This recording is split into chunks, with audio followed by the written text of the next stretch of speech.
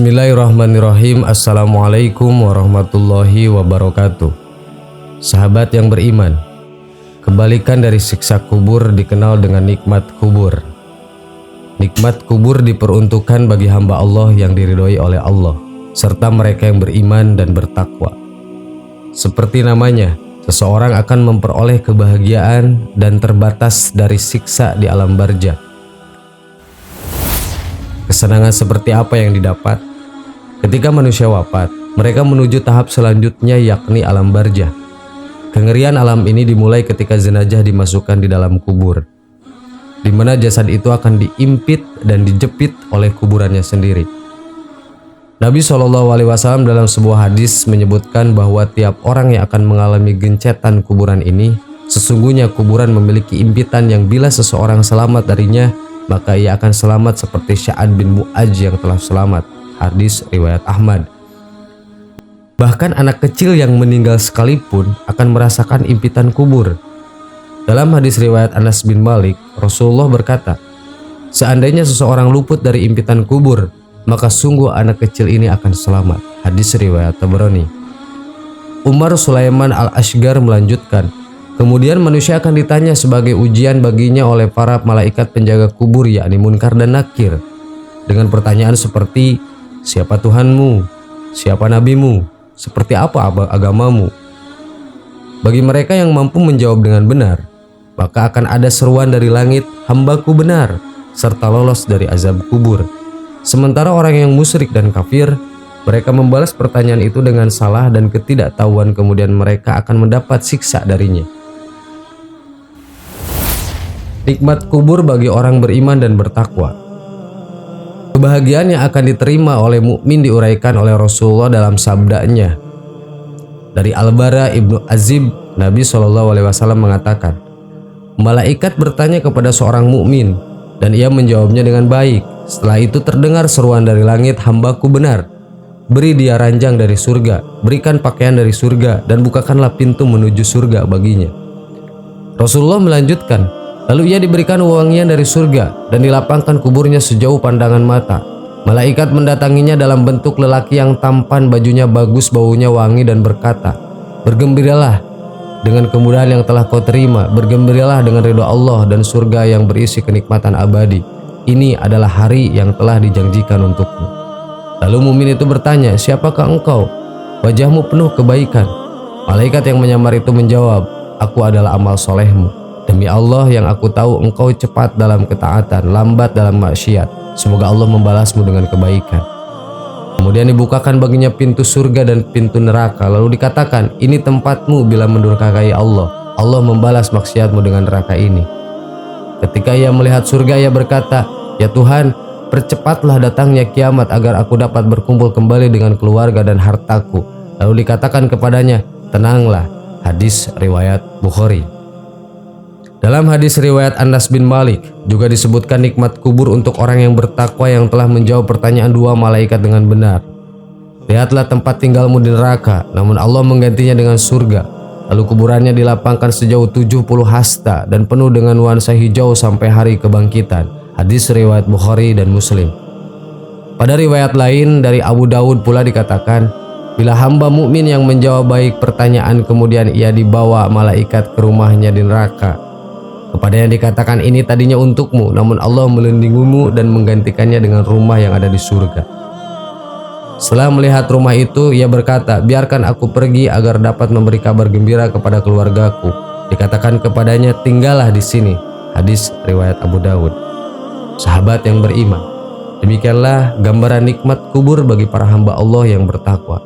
Semoga kita menjadi bagian dari orang-orang yang bertakwa.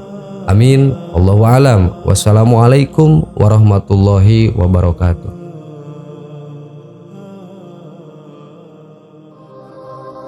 Bismillahirrahmanirrahim. Assalamualaikum warahmatullahi wabarakatuh. Sahabat yang beriman, Dajjal merupakan sosok eskatologi Islam yang dilaknat Allah dan akan muncul pada akhir zaman. Dalam sebuah hadis dijelaskan bahwa pada saat kemunculannya, ia akan mengaku sebagai Tuhan pemilik surga dan neraka. Nantinya Dajjal akan memasuki semua negeri dengan membawa kerusakan, kecuali Mekah dan Madinah. Kehadirannya menjadi puncak dari munculnya fitnah paling besar dan mengerikan di muka bumi. Setiap orang tidak akan mampu terhindar dari fitnahnya kecuali mereka yang teguh hatinya beriman kepada Allah Subhanahu wa Ta'ala. Ternyata sebelum kemunculannya ke muka bumi, para pengikut Dajjal sudah mempersiapkan diri dan menghimpun koloni. Mereka yang tergabung adalah orang-orang yang disenangi Dajjal. Ternyata tanpa disadari beberapa golongan manusia ini sudah ditandai oleh Dajjal, sehingga pada kemunculannya nanti dengan mudah Dajjal menemukan golongan ini. Siapa saja mereka? Berikut ringkasannya. 1. Orang yang mengacuhkan seruan azan. Azan merupakan panggilan Allah Subhanahu wa Ta'ala kepada umat muslim untuk melaksanakan sholat. Dalam sehari, muazin mengumandangkan 5 kali azan sesuai dengan jumlah sholat sehari semalam. Azan adalah ujian keimanan bagi seorang mukmin. Ketika panggilan Allah Subhanahu wa Ta'ala ini diabaikan, maka golongan ini akan dengan mudah melanggar larangan-larangan lainnya. Mengingat sholat merupakan kewajiban utama seorang mukmin dan amalan yang dihisab pertama kali, sehingga siapa yang dengan mudah mengacuhkan akan sangat disenangi oleh Dajjal. Karena hakikatnya Dajjal akan menghuni neraka, sehingga mereka yang melanggar perintah Allah akan bersama Dajjal ikut ke neraka. 2. Tidak peduli dengan rencana Dajjal. Dajjal tidak serta-merta datang begitu saja. Ia sudah ditakdirkan oleh Allah Subhanahu wa Ta'ala hadir ke muka bumi untuk membuat kerusakan. Dajjal juga dibekali dengan kekuatan yang datang langsung dari Allah. Hal inilah yang membuatnya mampu bertindak layaknya Tuhan karena bisa memiliki segalanya.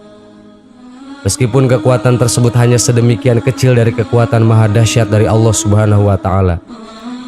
Ya Rob, berikanlah aku kemampuan untuk menurunkan hujan, menghidupkan orang yang sudah mati, menyembuhkan penyakit yang ada di dunia, menyuburkan tanaman dan memperlihatkan surga dan neraka kepada manusia kelak. Yang sesungguhnya surgaku adalah nerakamu dan nerakaku adalah surgamu. Ya Rob, agar aku bisa menguji keimanan manusia kelak. Meski sudah dijelaskan bahwa rencana Dajjal begitu dahsyat terhadap kerusakan umat, namun ada saja orang-orang yang tidak peduli dengan rencana tersebut. Mereka tidak mempersiapkan diri atau sekedar berdoa agar di masa hidupnya tidak pernah bertemu dengan Dajjal. Golongan inilah yang kemudian ditandai Dajjal sebagai bagian dari manusia yang disukainya. 2 golongan tadi sering terjadi pada saat ini, namun tidak menyadari bahwa mereka tidak merasa ditandai oleh Dajjal.